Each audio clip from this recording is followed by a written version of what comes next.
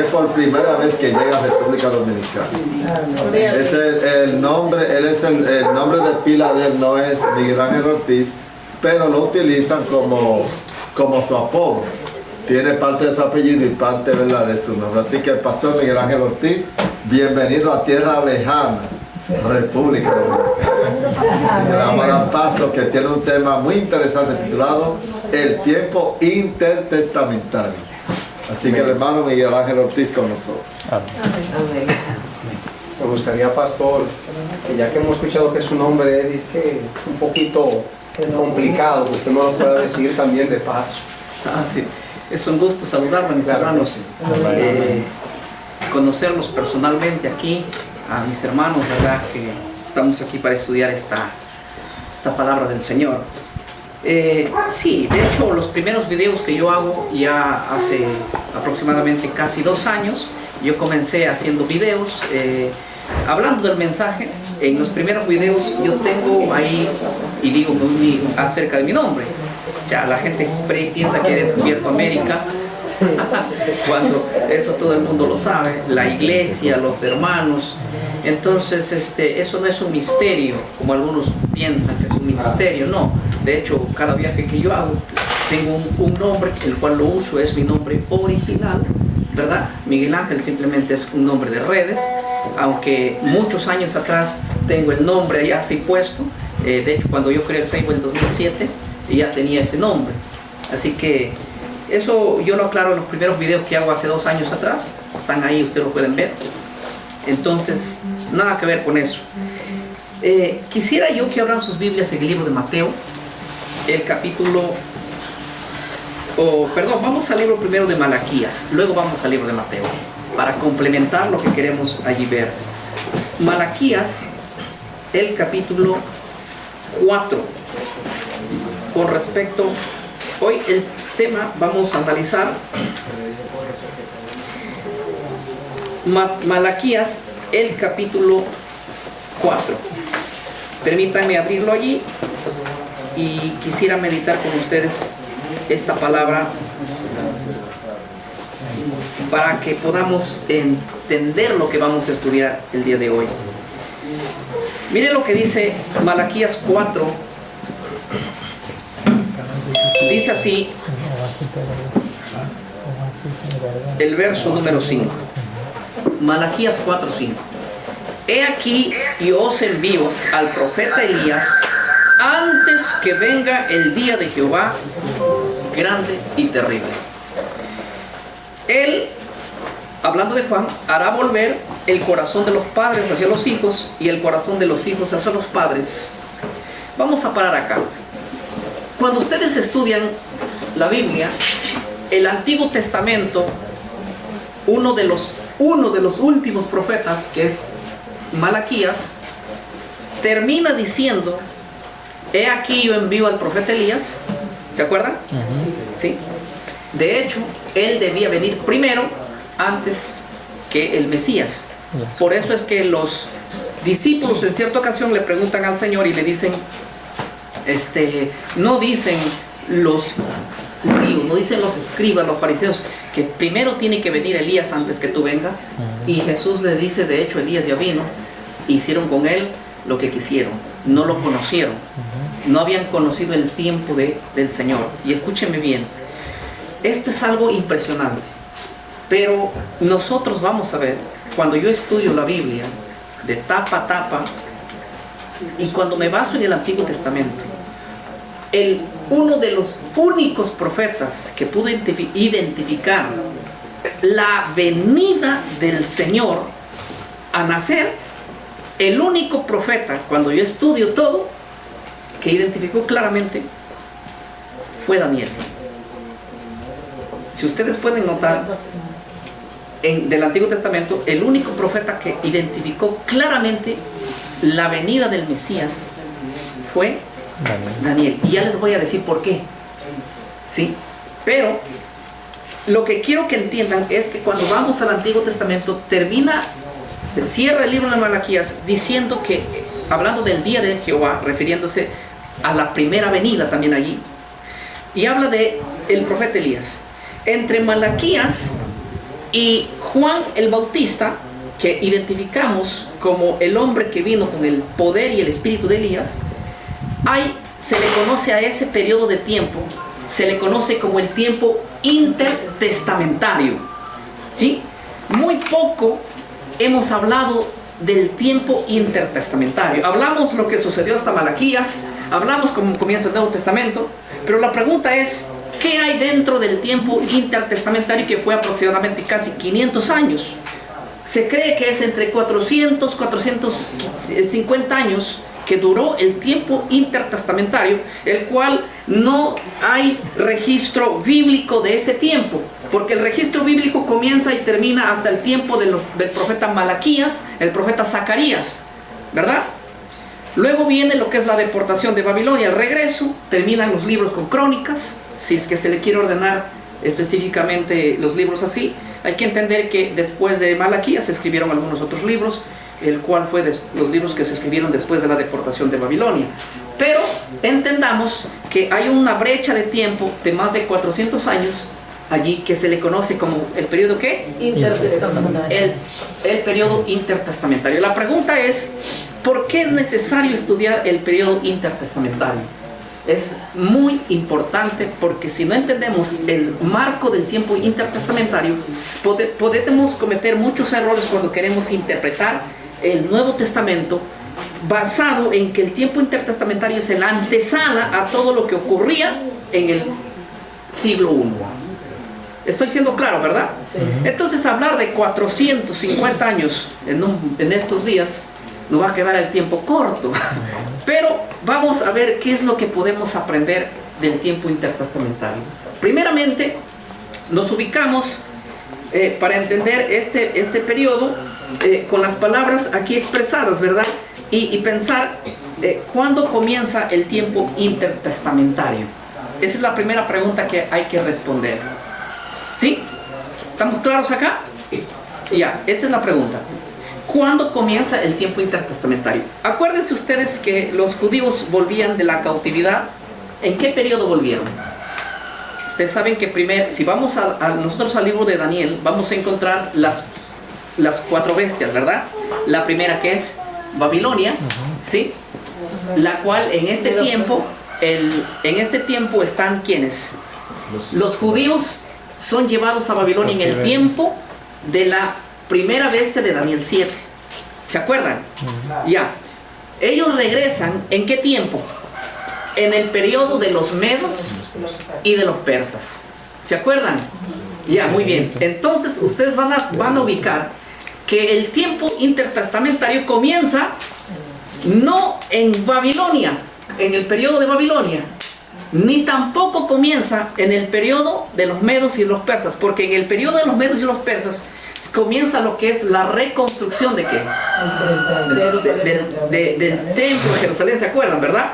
Entonces miren cómo ustedes, que conocen mucho la profecía, van a ubicar el tiempo intertestamentario con gran facilidad. Entonces, ¿cuándo comienza el tiempo intertestamentario? Cuando nosotros vamos, por ejemplo, a las fuentes históricas, permítanme leer uno de los personajes más citados por el mundo cristiano, el mundo evangélico o de cualquier denominación, cuando se trata de estudiar un poquito sobre la historia del judío. Creo que tenemos una de las fuentes más citadas, que es Flavio Josefo. ¿Se acuerdan? Ya.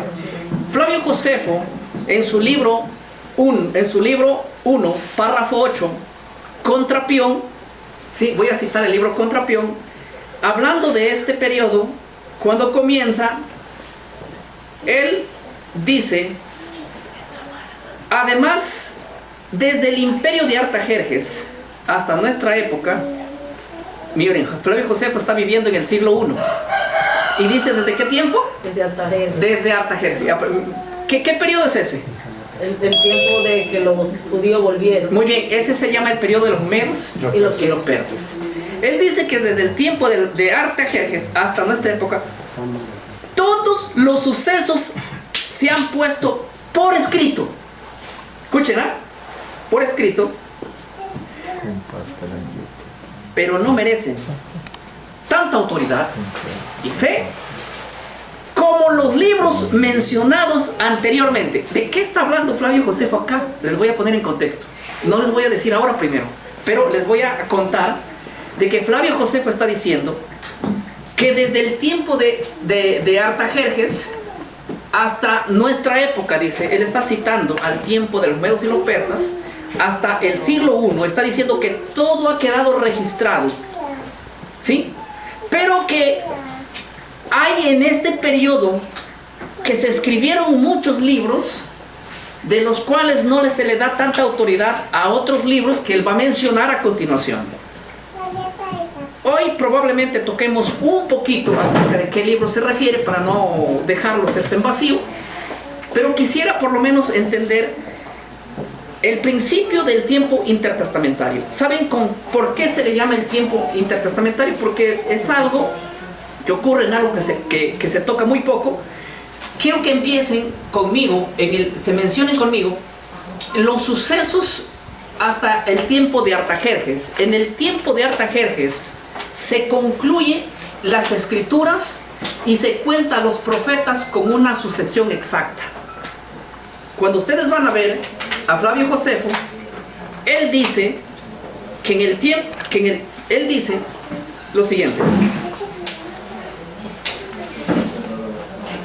Dice así, mira, ve. Además, desde el imperio de Artajerjes hasta nuestra época, todos los sucesos se han puesto por escrito. ¿Sí? Él está diciendo que del tiempo de Artajerjes todos los sucesos se han puesto ¿qué? Por escrito. Pero a mí mismo dice, pero no merecen, ¿qué cosa? Tanta autoridad. Y él está diciendo aquí, cuando nosotros vemos acá, él menciona, dice que desde Moisés hasta nuestra época, y desde Moisés hasta la muerte de Artajerjes, que reinó entre los persas después de Jerjes, los profetas que sucedieron a Moisés reunieron en 3 libros lo que aconteció en su época. Dice, los 4 restantes ofrecieron himnos de alabanza a Dios, preceptos, utilidades y todo lo que se compuso. Estoy leyendo simplemente la fracción porque luego voy a explicar de qué está hablando aquí Flavio Josefo, cuando lo explique aquí arriba. Primeramente, Flavio Josefo está diciendo que el último profeta que tuvo sucesión exacta fue en el tiempo del rey Artajerjes. Y cuando nosotros vamos a la Biblia, vamos a encontrar que justamente los profetas mencionados, desde Génesis hasta Malaquías, todos han vivido antes de esa época, y el canon del Antiguo Testamento se cierra en la época de Artajerjes. ¿Estoy claro lo que estoy tratando de decirles? Ya. El tiempo intertestamentario se inicia en el tiempo de Artajerjes. O sea, con la muerte de Artajerjes hay sucesos que han sucedido, valga la redundancia, pero esos sucesos no han quedado registrados como palabra de Dios, sino simplemente como eventos que acontecieron. Y lo primero que tengo que enseñar esta mañana, y tal vez algunos refrescarles la memoria, porque lo saben, es que en el periodo del tiempo intertestamentario, lo que sucede son acontecimientos que afectan en el Nuevo Testamento y probablemente hasta hoy. Escuchen bien, el primer evento es que dentro de ese periodo de tiempo se empiezan a escribir, por decir, como aquí tengo libros, 7 libros, por ejemplo, ¿sí? Que esos 7 libros se les conoce hoy como los libros apócrifos. ¿Se acuerdan ustedes? Ya. Y de paso que hablo de esto, quisiéramos razonar por alguna razón, ¿por qué los judíos no consideraron palabra de Dios a estos 7 libros? Primeramente, porque Flavio Josefo dice que no hay una sucesión de profetas como las hubo hasta el tiempo de Artajerjes. Y es más, el libro que ustedes van a leer, el libro de los Macabeos, no sé si ustedes, alguien lo tiene, el libro de los Macabeos, empieza contando y diciendo que ese libro fue escrito en el tiempo que no existían los profetas. La primera pregunta es, si ese mismo libro dice que se fue escrito en un tiempo que no existieron los profetas, ¿de qué estamos hablando? Si es palabra de Dios o no es palabra de Dios, ya que la palabra de Dios, todo el Antiguo Testamento, ustedes van a ver que viene por sucesión de profetas. Muchos recibieron, vino a mí Jehová diciendo, ustedes van a ver que todos los libros empiezan diciendo, vino a mí palabra de Jehová, ¿se acuerdan? Y eran profetas. Entonces, el tiempo de los macabeos, ustedes van a ver que no existen profetas cuando se escriben 7 libros apócrifos, de los cuales voy a mencionar más adelante. El principio es que hay un tercer imperio que se acuerda de Daniel 7, ¿cuál es? Grecia. El imperio de Grecia. Dentro de ese imperio de Grecia comienza el tiempo intertestamentario. No comienza en Babilonia, no comienza en los medos y en los persas, comienza ¿dónde? En Grecia. En los griegos, pero ni siquiera en la vida de Alejandro Magno, sino después de la muerte de Alejandro Magno. ¿Se acuerdan? Hay un imperio dividido en 4. De uno de ellos, cuando ejerce su autoridad, el imperio Seleucido, es que empieza el tiempo intertestamentario. Es en ese periodo de tiempo, por ejemplo, cuando nosotros vamos a la historia, encontramos a un personaje llamado Antíoco también, claro.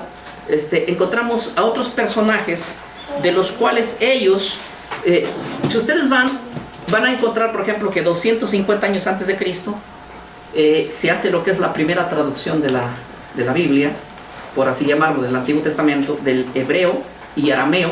¿A qué? Griego. Al griego. ¿Por qué la Biblia se escribió en hebreo y en arameo? Debía escribirse en un solo idioma. Yo pienso que hubiera sido mejor, pero se escribió en 2 idiomas el Antiguo Testamento. Porque estaban Sí.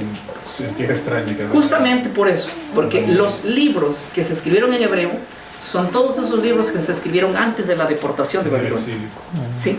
Cuando volvieron de Babilonia, ellos volvieron con un idioma diferente. Los libros que ustedes van a ver, los finales que se escribieron, como Crónicas, Nehemías, Esdras, son libros que no se escribieron en hebreo, sino en lengua aramea. Justamente porque ellos vinieron con esa lengua.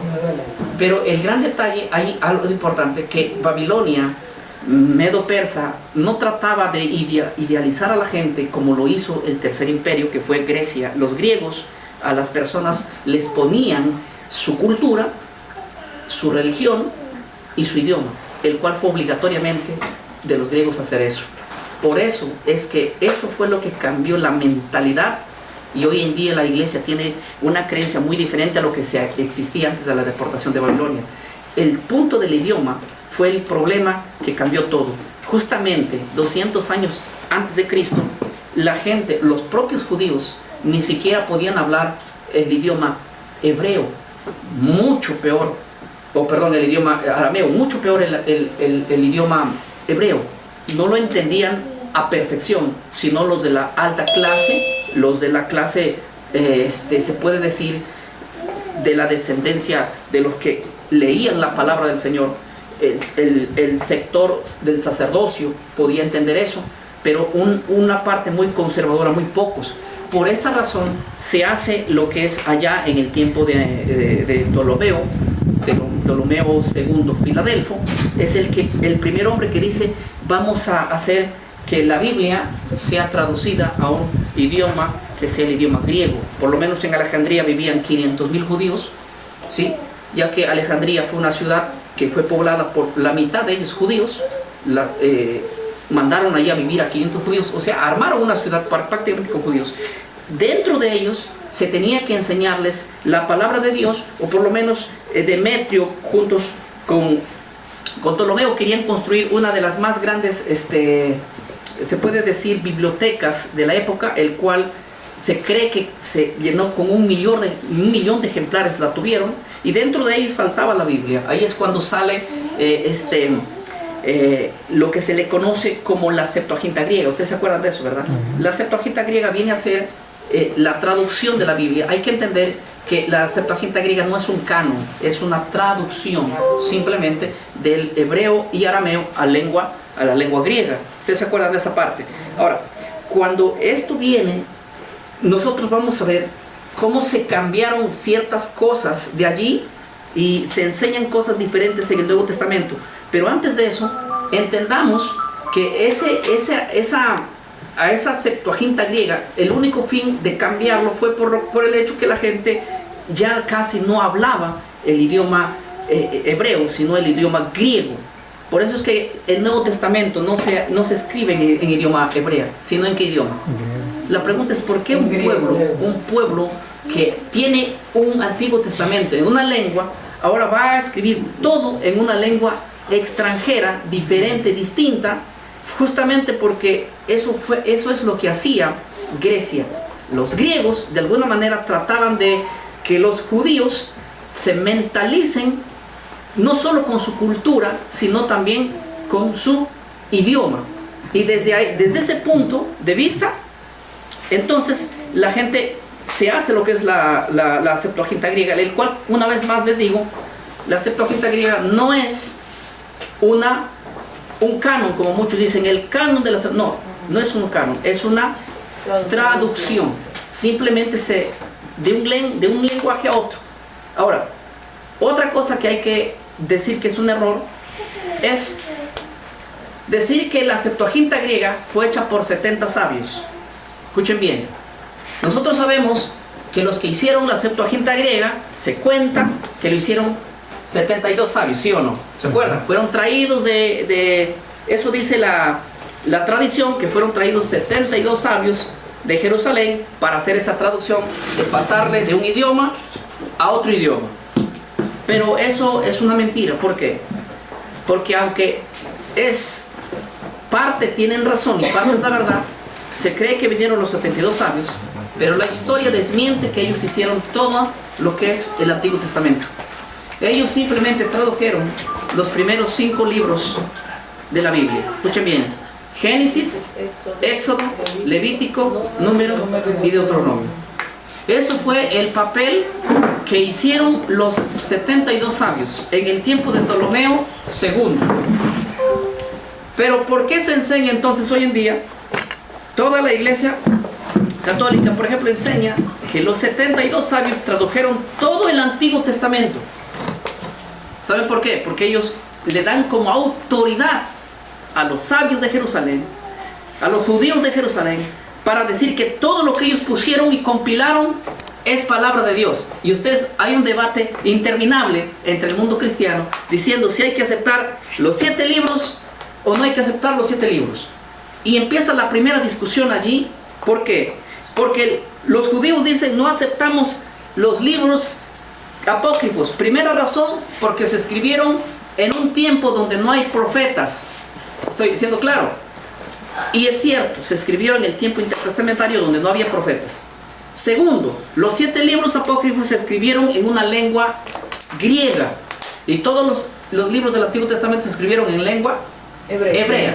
Entonces esta es la segunda polémica. Dice no podemos aceptar estos libros por la primera razón, que no hay profetas en esa época. Y la segunda razón es que los libros que están escritos son escritos en lengua tardía. ¿Por qué lengua tardía? Porque se escribieron después del imperio de los medos y los persas. Los libros apócrifos se escribieron en el tiempo de los griegos, ¿sí? No en el tiempo donde se escribieron los libros que originalmente se les conoce como palabra de Dios. Pero entonces ahí argumenta la Iglesia Católica y dice, pero se tiene que aceptar. ¿Por qué? Porque estos libros fueron compilados y traducidos por los 72 sabios y ellos no rechazaron a estos libros. Y eso es una gran mentira.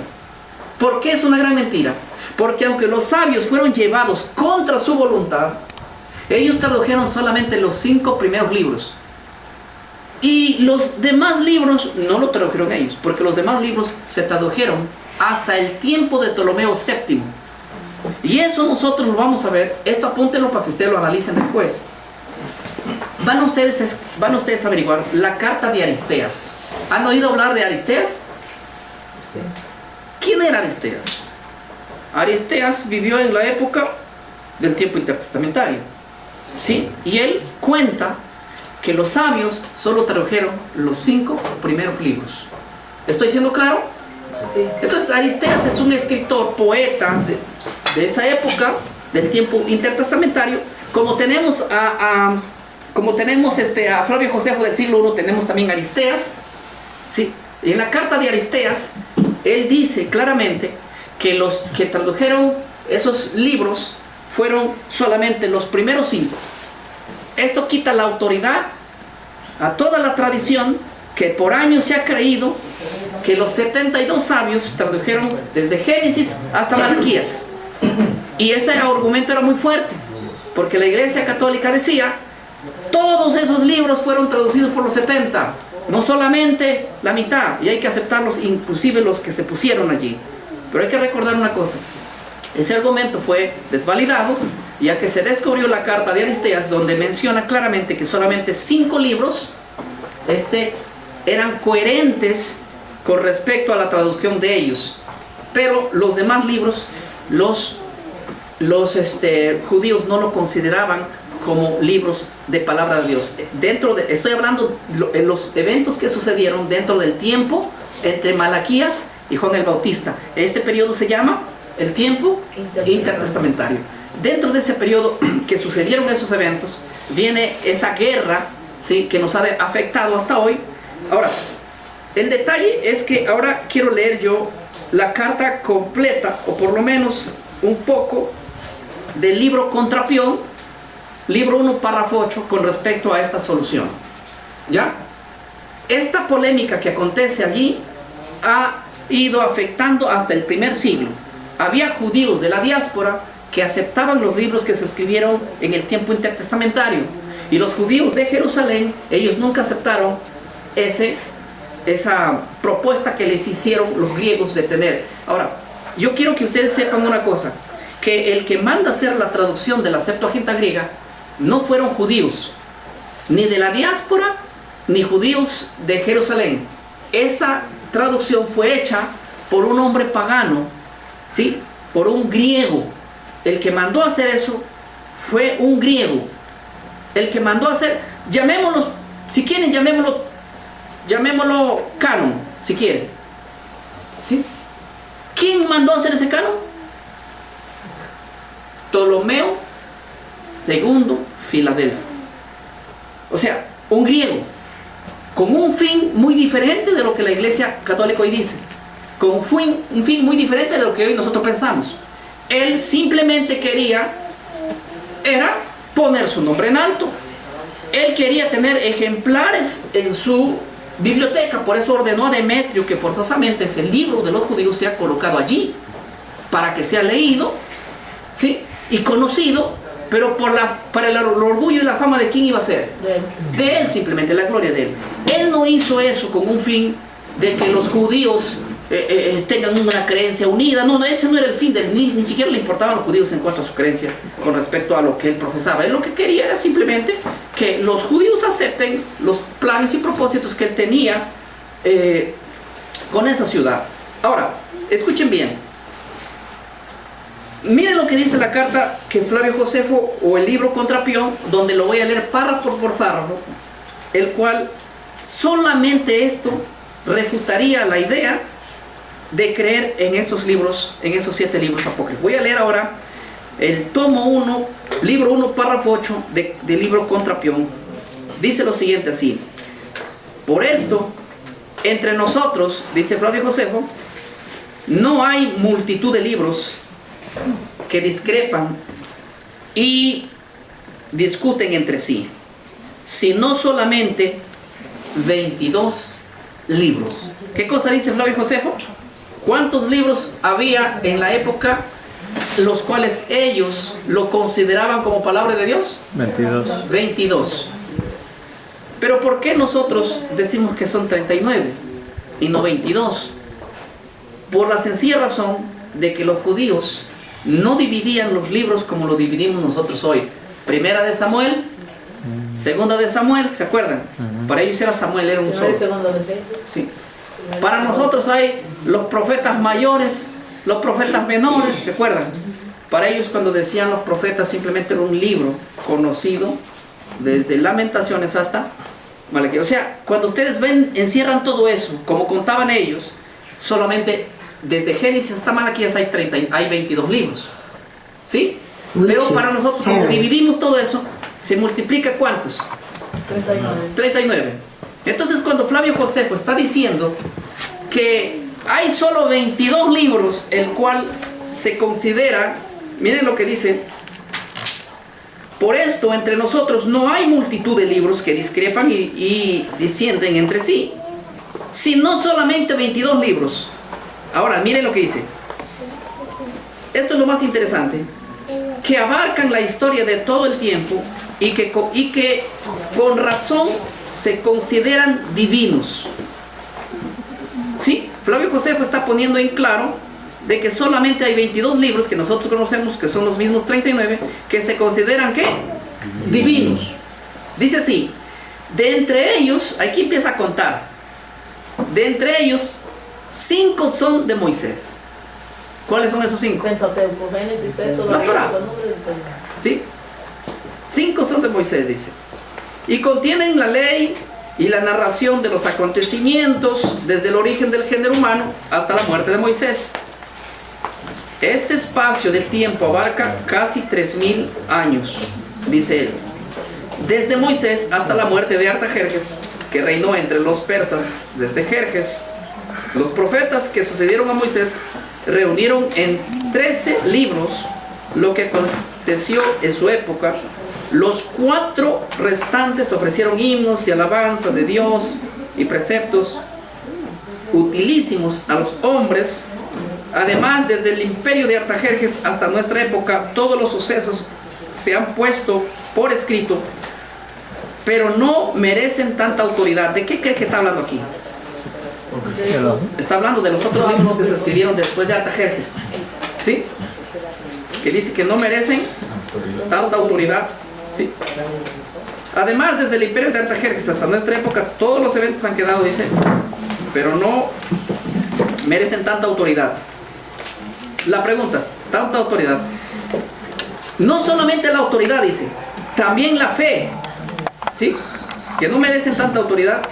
Y la fe, como los libros mencionados anteriormente, ¿sí? ¿Qué más? Ahora, dice acá lo siguiente: ellos contienen la voluntad de Dios, que hay que respetarlos, y si fuere posible, morir por su defensa. ¿De qué está hablando aquí Flavio? Él está hablando que solamente hay 22 libros y empieza mencionando cada uno de ellos y dice: por esta causa nosotros, si es posible, moriremos defendiendo a esos libros.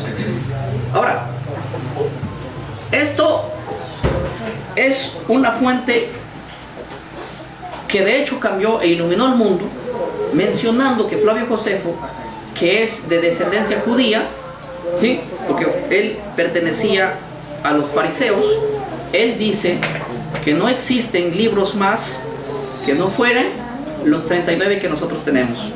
Y esa división de libros que se incluyeron dentro de ellas, de los cuales son Tobías, Primera y Segunda de Macabeos, Judith, Eclesiástico, Sabiduría, esos libros no fueron incluidos dentro de la lista de Flavio Josefo, porque los judíos no aceptaron esos libros. Por lo menos los judíos que estaban en Jerusalén no aceptaron esos libros como palabra de Dios, sino más bien lo aceptaron de alguna manera como algún evento histórico. Yo quisiera hacerles una pregunta a ustedes. ¿Han leído ustedes los 7 libros apócrifos? He querido, pero no se acaba. ¿No lo leyeron? Muy bien.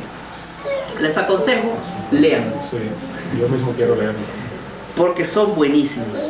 Nos ayudan a entender muchas cosas dentro de ese tiempo. ¿Por qué? Porque dentro de esa época ocurrieron eventos y sucesos, como les dije, que no quedaron registrados por la palabra de Dios, pero que sí quedaron registrados por esos 7 libros que se escribieron en ese tiempo, Como fuente histórica. como fuentes históricas. O sea, que la historia de Daniel 13, esa que también fue escrita fuera. Claro, no se aplica porque no tiene coincidencia con el libro original. No se aplica el libro de Daniel 12 por la sencilla razón de que esa parte no fue escrita en el idioma que fue escrito todo el libro de Daniel 12. El capítulo 13 y el 14 fue escrito en una lengua griega. Sí. Claro. Sí, 2 libros más. Entonces, al comparar y al ver un Daniel, ellos no pueden asociar un escritor y por la misma crítica textual, la papirología, la manera de escribir el idioma, si lo hubieran encontrado escrito en el lengua que se fue escrito los otros, ¿por qué Daniel tendría que escribir 12 capítulos en un idioma y 2 capítulos en otro idioma? Entonces no lo asociaron por no darle la autoridad como Daniel se le atribuye a Daniel, ¿sí? Pero, Pastor, y de Daniel hay un capítulo realmente que fue escrito en otra lengua, en arameo, y fue el que escribió Nabucodonosor, claro. Que ese es el Capítulo 4. Pero que está dentro. Claro, está Yo dentro. lo sé porque fue incluido, porque va en la misma línea, como usted dice, del libro de Sí, Daniel, correctamente. pero no se puede incluir el orto por la razón de que no fue, como decimos, el Antiguo Testamento fue escrito en hebreo y en arameo. Y el capítulo 14 y el capítulo 13 de Daniel, que fueron incluidos en la versión apócrifa, fueron incluidos, pero hay que considerar que estos capítulos no están ni en hebreo ni en arameo. Y el capítulo de Daniel que está escrito por Nabucodonosor fue en arameo. Claro. O sea, que dentro del mismo lenguaje. Sí, exacto. Fue escrito en griego. Entonces esto da un respaldo que esos capítulos o eso que se escribió, esa fracción se escribió en el tiempo intertestamentario. Ya. Ahora, esa razón es muy buena resaltarlo, ¿verdad? Ahora, dentro de este periodo intertestamentario, como les estoy contando, esos libros nos dan un panorama de la antesala que sucedería en el siglo I.